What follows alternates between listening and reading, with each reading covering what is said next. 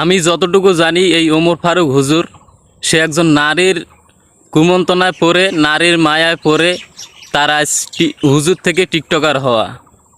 তো দীর্ঘদিন সে আলেম করছে, ইমামতি করছে, মসজিদে ইমামতি করছে, আবার ওয়াজ মাহফিলে বক্তব্য দিছে।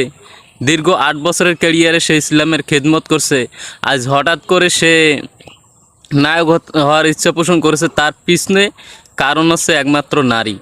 কারণ সে ইমাম হওয়ার পরেও যে একজন নারীর ফিতনায় পড়েছিল,